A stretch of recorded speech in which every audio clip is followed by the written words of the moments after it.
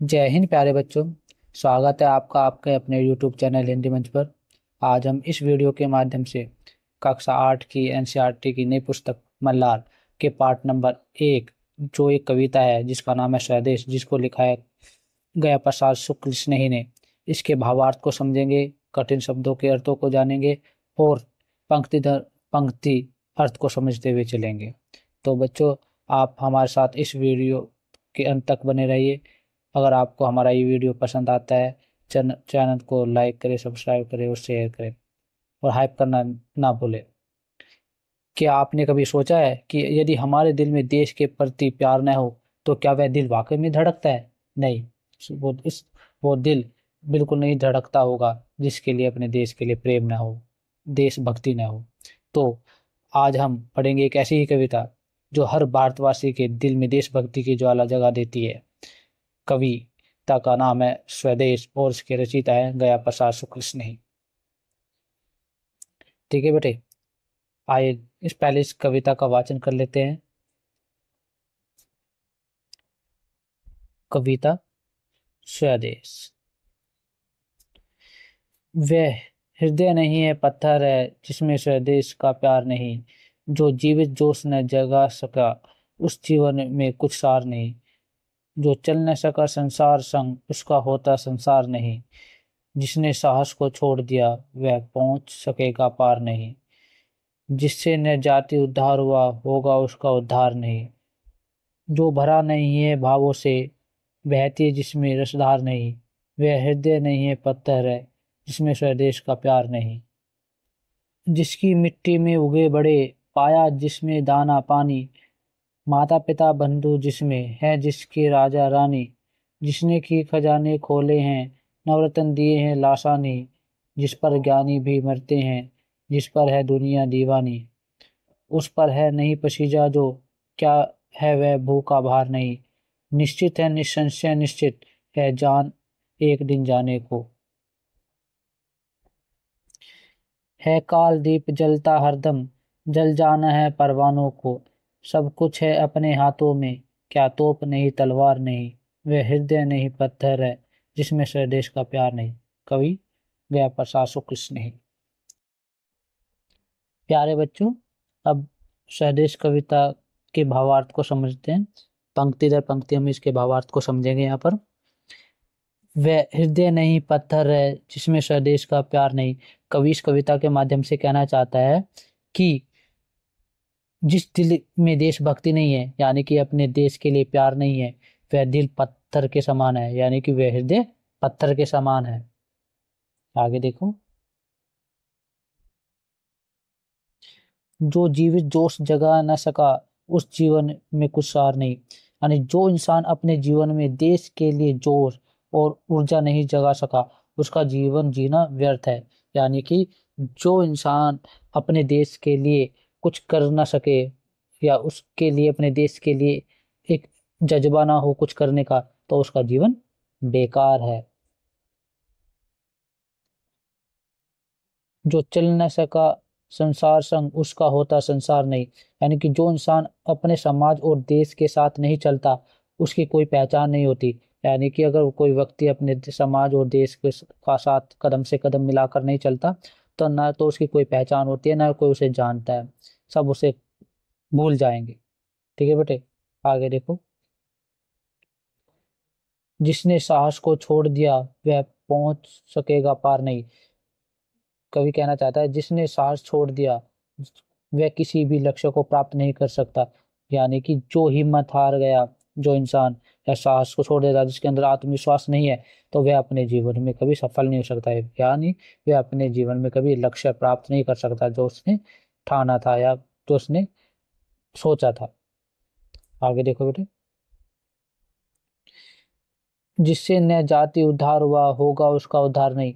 जो खुद समाज या जाति के उत्थान में सहयोगी नहीं बनता उसका खुद का भी कोई उद्धार नहीं होता। कवि कहना चाहता है कि जो व्यक्ति अपने समाज और जाति के लिए कुछ नहीं कर सकता, अपने उन्हें बढ़ा नहीं सकता, अपना सहयोग नहीं दे सकता, तो उसका खुद का भी उस व्यक्ति का उद्धार नहीं हो सकता, उसका विकास नहीं हो सकता, वह कभी भी अपने जीवन में तरक्की नहीं कर सकता। आगे देखो। जो भरा जो भरा नहीं भावों से, बहती जिसमें रसधार नहीं। कवि कहना चाहता है इसमें, जो हृदय भावनाओं से नहीं भरा, जिसके जिस हृदय के अंदर या जिस दिल के अंदर भावनाएं नहीं होती, तो उस जिसमें प्रेम की धारा नहीं बहती, वह बेकार है। वह हृदय नहीं है, वह पत्थर के समान है जिसमें स्वदेश का प्यार नहीं, जिसमें देश प्रेम नहीं है, या जिस दिल के अंदर देशभक्ति नहीं है, वह हृदय नहीं है, वह पत्थर के समान है। जिसकी मिट्टी में उगे बड़े, पाया जिसमें दाना पानी।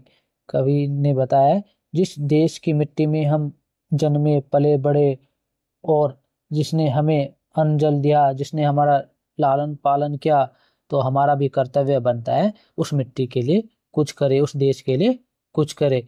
जहाँ पर हमें माता पिता बंधु जिसमें हैं, जिसके राजा रानी, जिस देश में हमारे माता पिता भाई बंधु रिश्तेदार सब रहते हैं, और जिसमें हमारा शासक राजा होते हैं, तो हमारा भी कर्तव्य है कि उसके लिए हमें अब कुछ ना कुछ करना चाहिए।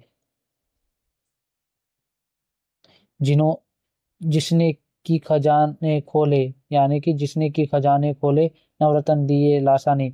जिसने हमारे लिए सारे खजाने खोल दिए, अनुपम रत्न दिए, जैसे संपत्ति, कला, संस्कृति आदि। तो हमारा भी कर्तव्य बनता है कि भी हम उस देश के लिए, उस समाज के लिए, अपने माता पिता के लिए कुछ ना कुछ करें। अब उनके लिए हम ऐसा काम करें जिससे उनका नाम हो। ठीक है बेटे। जिस पर ज्ञानी भी मरते हैं, जिस पर है दुनिया दीवानी।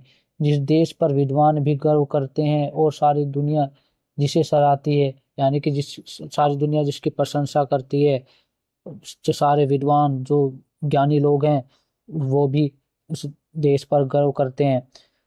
उस पर है नहीं पसीजा जो, क्या वह भूखा भार नहीं।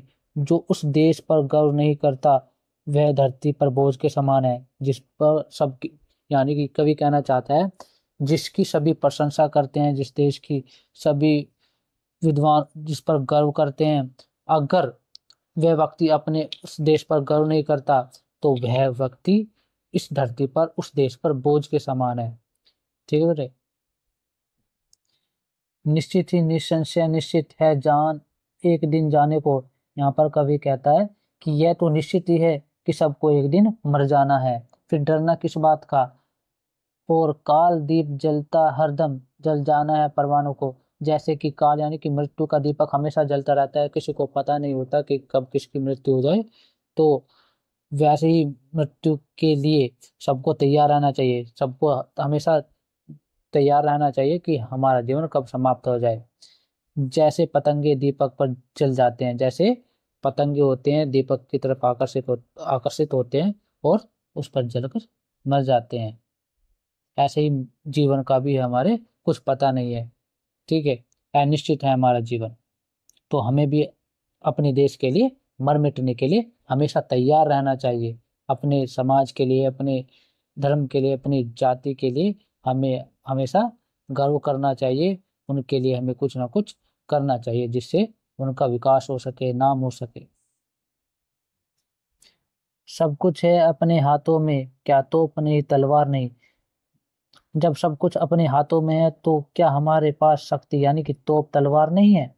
वह हृदय नहीं है, पत्थर है जिसमें स्वदेश का प्यार नहीं। तो यहाँ पर कवि फिर स्पष्ट करते हैं कि वह हृदय हृदय नहीं है, बल्कि पत्थर के समान है जिसमें अपने देश के लिए प्रेम नहीं है। तो बेटा अब आगे देखते हैं। एक बार इस कविता के समग्र एक बार इस कविता के समग्र भावार्थ को समझते हैं। ठीक बेटे।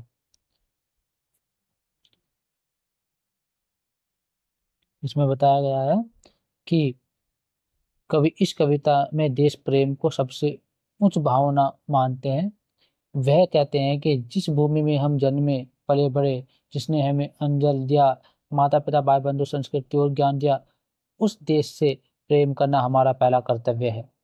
जो अपने देश के प्रति प्रेम, त्याग, साहस और कृतज्ञता नहीं रखता, उसका जीवन निरर्थक है, बेकार है। वह व्यक्ति मनुष्य इस पृथ्वी पर, इस धरती पर बोझ के समान है। तो आगे कवि कहना चाहते हैं कि अगर हृदय में देशभक्ति की भावना नहीं है तो वह हृदय नहीं बल्कि एक कठोर पत्थर है। हर व्यक्ति को साहस, ऊर्जा और भावना के साथ देश के लिए कुछ करना चाहिए। अपने देश के लिए मतलब हमेशा तत्पर रहना चाहिए कुछ करने के लिए। ठीक है बेटे। तो यह कविता हमें देशभक्ति की भावना हमारे मन में जगाती है। अपने देश के लिए, अपने समाज के लिए, अपनी जाति के लिए कुछ ना कुछ करने की सीख हमें देती है।